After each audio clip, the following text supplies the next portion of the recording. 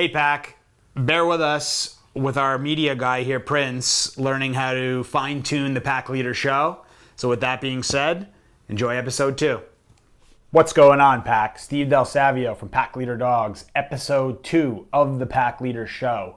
I'm super fired up for this thing. I've been waiting forever to get this going. We gave you episode 1, which was the intro of me and Cassie, how we got into the business, how we learned about dogs, our journeys. I hope that was insightful and gave you guys some good info on us. Today, we're going to really start getting into the questions that you guys have been asking on YouTube, Facebook, and Instagram.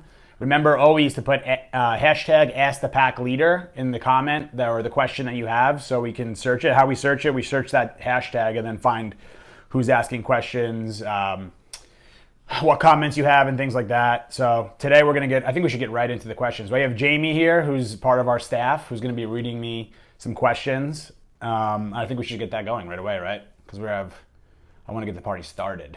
Sounds good. I've been waiting for this shit for so long to get this going that I'm like sitting in this desk right now being like, please ask the question already. I want to help everybody. So let's go. What do we got? What was our first question? Okay, our first question is from Sweet and Spicy Chef on Instagram. Hold on. Let me just have a little vodka first. I'm just kidding, by the way. This is coffee. I haven't drank in a year and a half. We'll get into all that stuff too. But go ahead. Sorry. Okay. Get used to this because this is the story of me and Jamie's life when she's trying to tell me to go somewhere. Hey, you got to answer this question. You got to get to the gym. You got a session. But I just keep cutting off and just my mind goes all over the place. So I'm working on this. So I'm going to try. All right. Ready? Go. Okay. So Sweet and Spicy Chef on Instagram asks, we need help with our skittish dog. She pees all the time. She gets nervous, scared, even when I walk through the door. As soon as I tell her down, she pees. She bumps into something, she pees. My carpet is gross. I can't take it. I can't even leash her without her peeing. Help us. So the key to that whole thing, I hope you guys could hear that, but the question was basically that her dog is peeing all the time, no matter what happens, whether she puts a leash on, whether she approaches the dog bumps into something. The key to that whole question that I heard was, I can't take it. And I'm pretty sure, wasn't this a question that I feel like I saw this question when it originally came and it was in caps, I can't take it. So that's definitely the biggest portion of this scenario, right? Is she's getting annoyed, frustrated, tense by her dog peeing. So in reality, it sounds like she has a pretty submissive dog who's a little insecure. These are questions that I'm trying to answer in the best way I can without knowing the full context of the scenario. But a dog who's submissive peeing, a lot of times people get frustrated and let me put the leash on, but they get annoyed, right? Or they approach a dog too intensely. So that I had to work on earlier in my career, to be around softer dogs, nervous dogs, more insecure, fearful, all that stuff. I was really good from early on in my career with very strong forward dogs, confident dogs, because my energy tends to be a little bit more forward, a little bit stronger, which was not always the case, by the way. But yeah, it became one of those things that I realized. So Caesar and a good friend of mine, Colleen, in LA, told me, I really want you to start working with just insecure dogs for a while. So that's what I did for a while, and I got really good and have gotten really good with working with insecure dogs, where I actually love working with really soft, nervous, timid, like highly submissive dogs. It's one that you really have to be in tune with yourself and learn how you can bring your energy up high for strong dogs and down low for soft dogs. So with the peeing thing, what I would recommend, honestly, is to act like you don't give a shit that the dog pees. So the approach, all those things are going to matter. So ideally, for putting the leash on, if the dog likes food and stuff like that, practice the dog coming to you, giving some food. Or if the dog just comes to you without food, that's fantastic. Come here, girl. And she doesn't pee for that. I want to find a scenario where she's coming to you instead of you going towards the dog with the leash. So a fearful or nervous dog or submissive dog, me coming like this, even if it's soft, and you're probably already, and what was her name? Sweet and Spicy Chef.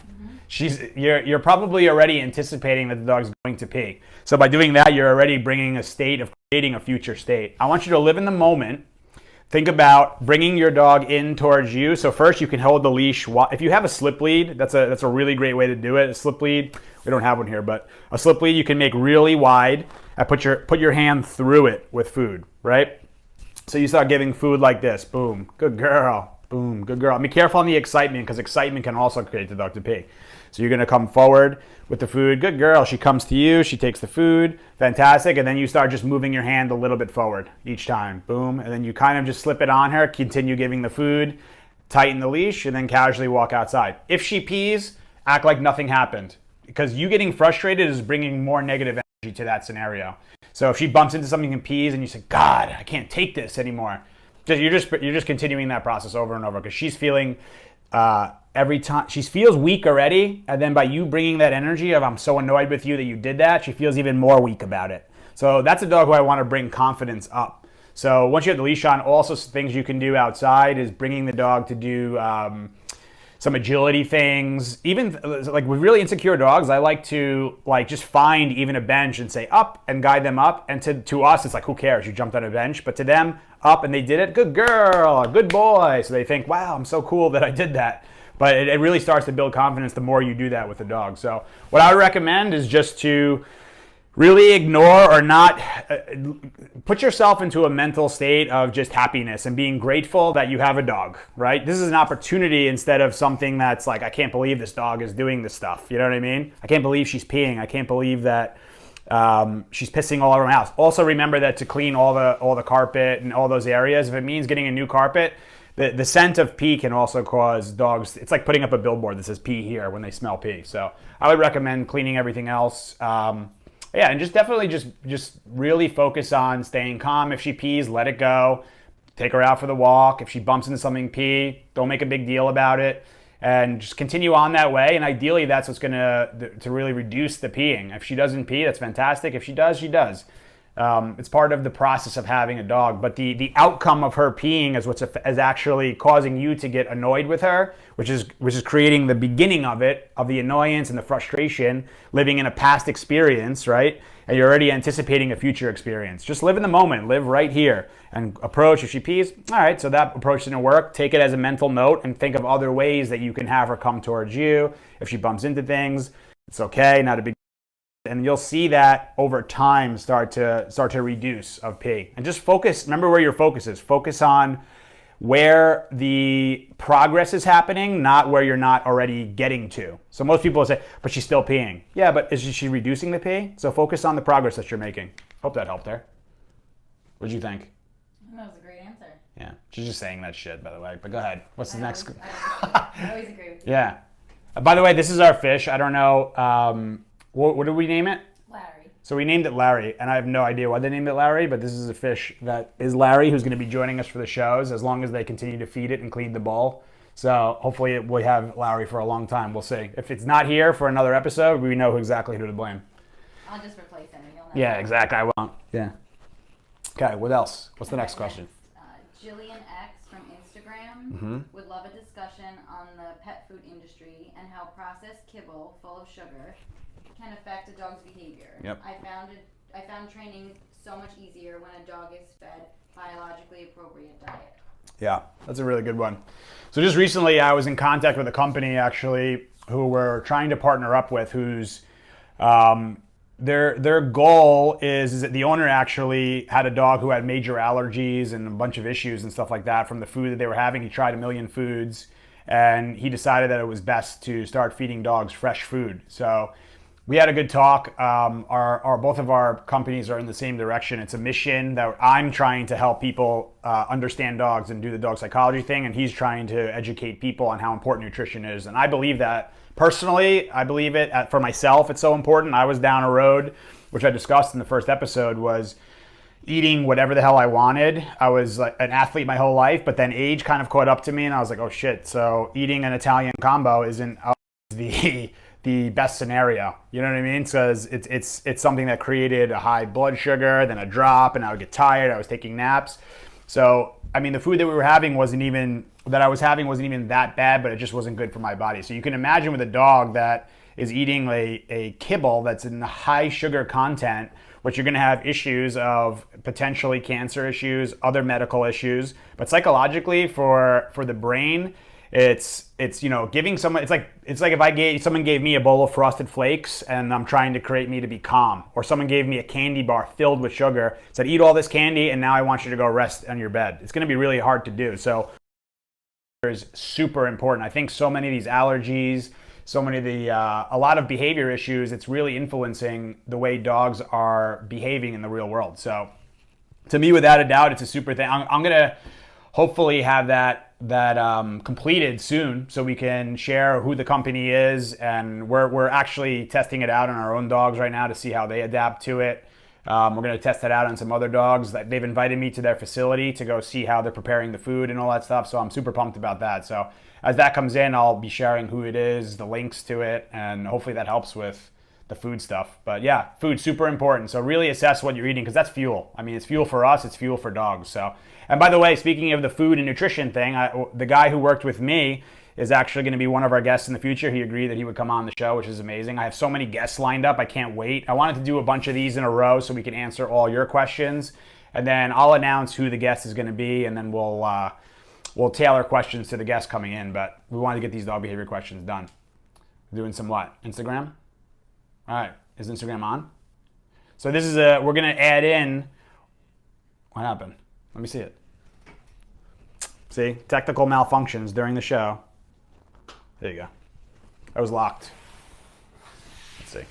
So we're going to add in one question from Instagram. We're going to let it load, and I think we'll do one question first, right? While they're asking questions. Yeah, sounds good. Are we on Instagram? What's up, Instagram? You're in the middle of the Pack Leader live show. We have Instagram joining us, Pack Leader show. So we're asking questions. We're answering some questions right now. So you can ask questions in the Instagram, and we're going to answer one Instagram live question. But go ahead. What do we have?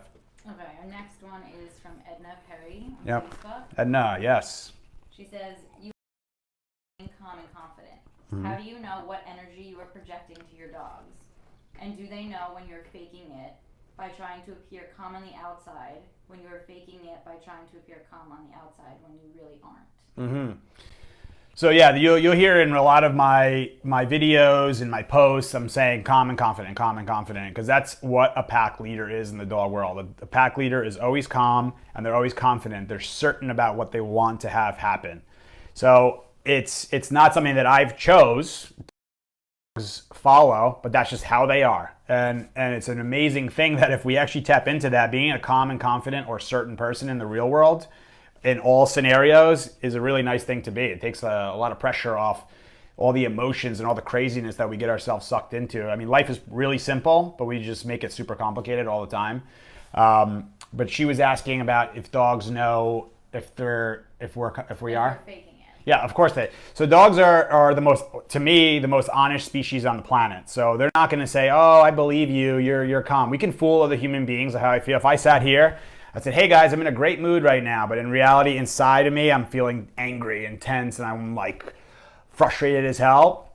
I might be able to fool Jamie, which I probably will be able to fool Jamie, but if I brought a dog in here, especially my dog, one of my dogs, Maddie, who I'm sure a bunch of you guys know, who's really a sensitive dog. She's more back of the pack and very into what everybody's doing and has to smell every package. And she's really in tune with energy, and she helps me tremendously when new dogs come in, of seeing what is that dog like. So sometimes I'll have a dog where I'm like, I'm not sure about this dog. I bring it up by Maddie, and then I see what her reaction is. So that's how you can know what you're actually feeling is how your dogs are reacting. If you have a sensitive dog, it's even better, because they're going to sense way more of what your energy is. You're going to give off a different scent, different biochemistry in each state of mind that you're in. So if I'm fearful, the dog's going to smell fear. Even when I'm in my business mode, right, and I can feel myself getting frustrated. I'm like, well, why didn't we, blah, blah, blah. We need to, blah, blah, blah. I can see where Maddie will all of a sudden stand up, and she casually starts walking to the top of the stairs because she says she wants to go downstairs, because in her mind, the leader of the pack right now is getting a little tense, and it makes her uncomfortable. So she's an amazing barometer for me about my energy and how I'm doing and stuff like that. What else was to it? So can they fool it, and do they know, right? Do they know? Yeah, and what can they do about it or no? What she can do about it, I don't know if she's asked that question, but I'll still tell her, is what you can do about it is focus on breathing. Focus on living in the moment. Instead of what most people do is they visualize something that's going to happen that's happened in the past, right? So let's just say you have a dog who reacts to other dogs on the walk. You go to, another dog is approaching, and then that person starts saying, oh my God, my dog's gonna react. I know she's gonna do this shit. She goes crazy every time a dog comes. So the dog might not even have seen the other dog yet, but we're already going into, I don't know what to do. So we're using past experience to already anticipate a future experience. Where dogs live is in the moment. So if we lived in the moment and set a different intention, set a different visualization of, I'm gonna walk by this dog and this dog's gonna follow me, you're going to see how much difference there is to that. Of course, it takes practice, and dogs go through a process of learning and believing you as leader, but that's definitely a process that you can do, is start to visualize what you want. So, for instance, when I go to sometimes people's houses, they say, I want my dog to stop barking. Oh, right, so the dog barks at the front door. What do you want the dog to do? I want him to stop barking at the front door. Okay, that's what you don't want him to do, but what do you want him to do? Just relax. Where do you want them to relax? I don't know. So my point is as if you're leading the scenario and you're taking control of the front door doorbell thing and you don't even know what you want the dog to do, then how the hell is the dog going to know what they want to do? Really think about that. So come up with the specific plan of, I want the dog to go to his bed over here. I want him to sit down and relax. Anything aside from that of coming off the bed, barking, whining, you're going to address and keep him there. So just think about the intention. That's what I would recommend in the whole scenario. So living in the moment. We have an Instagram one or no? Are we going to another one? We do. By the way, I love this shit. I could do this show for like 3 hours straight. And by the way, this is not, you're gonna get a real look into who I really am. Deal with this shit all day long of me being like, yo, what we should do is this. How about if we did that? Oh, what about this dog over here? But in life, you'll see people who say, do something that you love and figure out how to monetize and all that stuff. I agree with that, but it's also something that I want people to do, something that excites them. So what is exciting to you? This is exciting as hell to me. Being able to connect with all you guys on Instagram, all the people on YouTube, Facebook, all that stuff, and really connect the community of dog lovers, but not dog lovers who just love dogs for themselves, but love dogs for dogs and want to help dogs. Because you can have a dog lover who, I'm a dog lover, I love dogs, and they just want to pet and cuddle dogs. In reality, they're doing emotional war. They're doing it for themselves. They're putting their emotional needs first instead of a dog's instinctual needs. To me, the real dog lover is the one who sees a nervous dog on the street and sees a dog going like this and says, I understand she's nervous, so I'm going to give her space, and I'm going to do no touch, no talk, no eye contact. That's the one who's the real dog lover in my opinion. But, okay, I got off on a little tangent. What else do we have? Yeah, I know. Like, I'm ready to flip this thing. Come on, the next question. Okay, the next is from Instagram. Yep. I adopted my Cane Corso 4 months ago, and if a bigger dog comes near him, he growls. I think he is scared because he was bitten from a taller dog. How can I help him? So read it one more time. I adopted my Cane Corso 4 months ago. Yep. And if a bigger dog comes near him, he growls. I think he is scared because he was bitten from a taller dog. Yeah. So that's the one where people are going to get into bigger dogs type thing. But the reality of the situation is that he just had a bad experience with a bigger dog. It sounds like this about other dogs and the approach and stuff like that. So the best thing you can do with that dog is walk him with other dogs who are balanced. If you have friends, family, there's a blog that I have on my website about meeting a dog for the first time of how to do it. And what I always like to do with dogs who are going to be living together, even if it means that you bring your Cane Corso on this side, on the left side, you have a friend who brings a big dog on the right side, choose a balanced, calmer dog who has social skills and all that stuff to be kind of a role model. Have them on opposite sides and just let them walk. Let the first experience be where it's not even they have to meet and smell and get growly and stuff like that. He's growling. Growling is not a scenario where a dog is being aggressive, right? Growling is a way for a dog to say, hey, I don't want confrontation from you, but you're making me uncomfortable. So it's really important to understand where each growl means. And maybe we can figure out a way to do a video on that and of videoing each different growls in different contexts so people can have more of an understanding of that. But yeah, I would just have experiences of walking together. To me, Insecure Dogs is something we do with our board and train program, the dog psychology camp we have, is we get tons of nervous, insecure, fearful dogs who have bitten, who are growling, who are going after other dogs.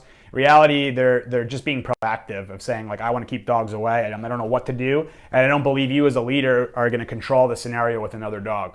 So definitely start with the walk. Then you could bring your Cane Corso to the inside and then down the road, you bring the other one to the inside and just let them walk by each other. Allow your dog, which would be awesome because he seems like he's really fearful or unsure about other dogs, allow your dog to go smell that dog first. So instead of the dog coming to him and putting pressure on him where he's like, this is too much for me, allow him to have the experience of smelling a dog and then coming away and nothing happens. So we want to create as many positive experiences as we can for that dog by repetitions of being around good balanced dogs. To me, like when I do rehab, I couldn't do what I do for dogs without my balanced pack. I use my personal dogs. I use so many of the dogs that we have done training. To me, that's like the biggest full cycle of rehab is when I get a dog in. For instance, Cassie's dog, who we talked about in the first show, who was biting, like growling, going after dogs, had bit the sister's dog and fractured the skull and all this crazy stuff.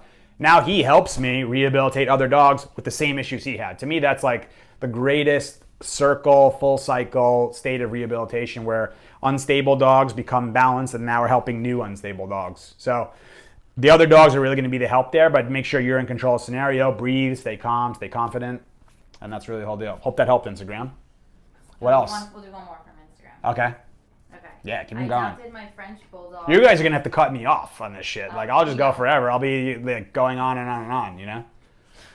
Okay. Go. Yeah. Let me breathe. Calm. Go.